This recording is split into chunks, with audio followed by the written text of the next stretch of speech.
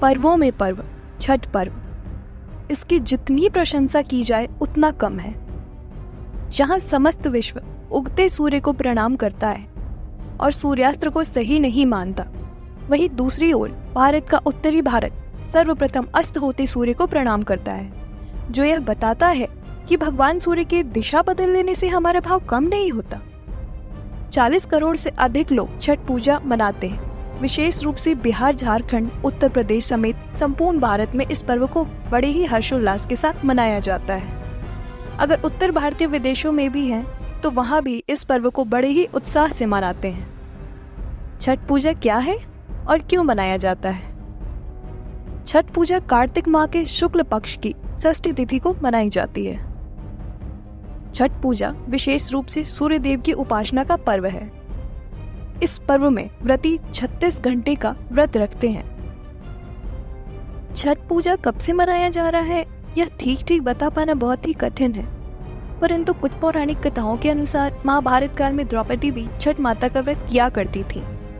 बिहार में एक जिला है भागलपुर, जिसे महाभारत काल में अंग देश के नाम से जाना जाता था, जिसके राजा थे सूर्यपुत्र कर्ण, जिन्हें अंगराज कर्ण भी कहा जाता है।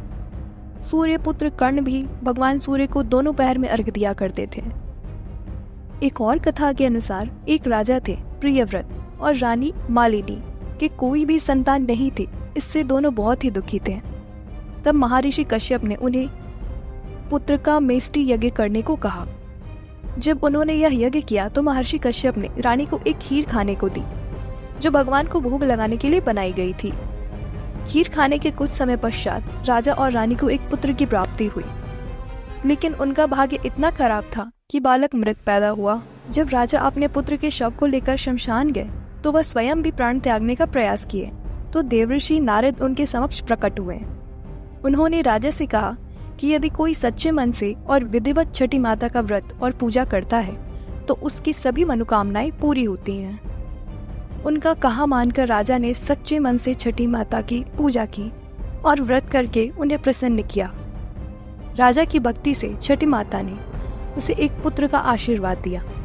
कहा जाता है कि राजा ने जिस दिन उनकी पूजा की वह कार्तिक माह का शुक्ल पक्ष की षष्ठी तिथि का दिन था। तब से लेकर आज तक उसी दिन से यह पूजा करने की परंपरा चली आ रही है। छठ पूजा करने के सबके अलग अलग कारण हो सकते हैं।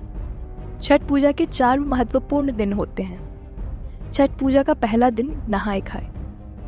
इस दिन सबसे पहले घर की साफ सफाई कर घर को पवित्र किया जाता है। उसके पश्चात श्रद्धालु स्नान कर खुद को शुद्ध करते हैं। उसके बाद सात्विक भोजन में रोटी के साथ चने की दाल और लौकी खाते हैं। उसके बाद व्रत की शुरुआत करते हैं। छठ पूजा का दूसरा दिन खरना। इस दिन व्रत रखने वाले पूरे दिन निर्जला व्रत रखते हैं, जिसमें न तो कुछ खा सकते हैं और न ही कुछ पी सकते हैं। शाम के समय गुड़ का उपयोग करके एक मीठा पकवान बनाया जाता है, जिसे रसियाओ खीर कहा जाता है, जिसे पूजा करने के बाद व्रत रखने वाले खाते हैं।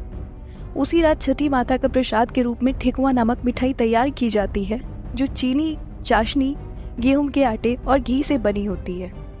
संध्या अर्घ छठी माता के तीसरा दिन, जिसे पहला अर्घ्य भी कहा जाता है। इस दिन व्रती पानी तक नहीं पीते। जब व्रती अर्घ्य के लिए घाट की ओर जा रही होती है तो घर का बेटा या कोई पुरुष बांस से बनी टोकरी लेकर आगे आगे चलता है। इसी टोकरी को बहंगी कहा जाता है। बहंगी में पूजा के सभी प्रकार के सामान होते हैं। फिर शाम को वे नदी या तालाब पर खड़े होकर डूबते सूर्य को अर्घ्य देते हैं। छठ पूजा का अंतिम दिन उत्साह अर्घ्य।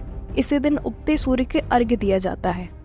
भक्त और परिवार के अन्य सदस्य एक बार फिर नदी के तट पर प्रातःकाल सभी पुनः इकट्ठा होते हैं और देवी छठी को प्रसन्न करने के लिए उनके गीत गाते हैं और उगते सूर्य को अर्घ्य देकर फिर अंत में प्रसाद और कच्चा दूध खाकर व्रत तोड़ा जाता है। इसी प्रकार छठ पूजा का समापन होता है।